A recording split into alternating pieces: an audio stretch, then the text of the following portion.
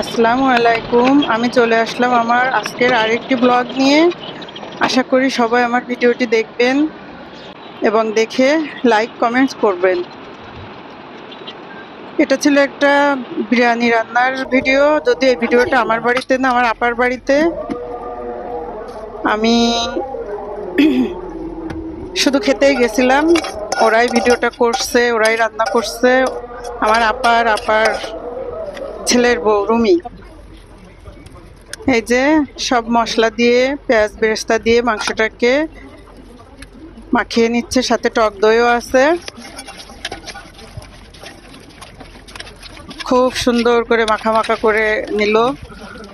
মাখার পরে একটু ঘিও দিয়ে দিল এর ভিতরে। লবণটা বাদ ছিল, লবণটাও দিয়ে দিল।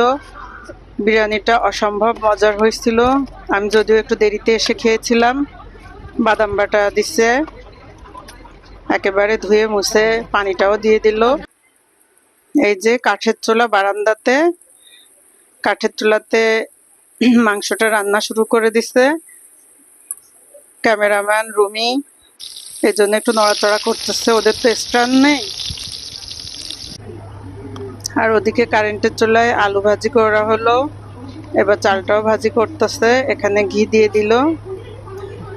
আমার আপা শর্টকাটে, আমাদের মতো অত ঝামেলায় যায় না, শর্টকাটে করে, কিন্তু খুবই মজা হয়। দেখে হয়তো বা কারো ভালো নাও লাগতে পারে, কিন্তু খেতে খুবই মজার হয়েছে। এই যে হয়ে গেল, রান্নাটা হয়ে গেল। এর মাঝে আলুও দিয়ে দিছে, আলুটা দেখানো হয়নি। এই যে চাল ভাজা এখনো চলতেছে। মাংসটা হয়ে আসলে, মাংসটা খুব একটা বেশি সেদ্ধ করেনি, তার আগেই চালটা দিছে, মানে মাংসটা একদম গলে যাবে না। আমার কাছে বেশ ভালোই লাগছে। একদম গলে গেলে আবার বিরিয়ানির মাংস গলেই যায়, তবে একটু আস্ত থাকবে সেরকম ভাবে রাখছিল। মাংসটা মাঝামাঝি অবস্থায় চাল দিয়ে দিচ্ছে, সাথে গুঁড়ো দুধ, পানি দিয়ে দিল।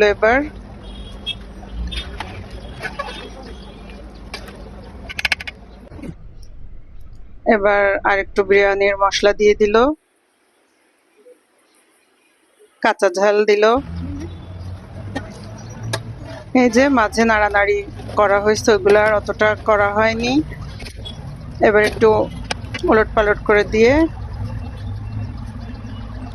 পেঁয়াজ বেরেস্তা দিয়ে দিল। হয়ে গেল বিরিয়ানিটা অসম্ভব মজার।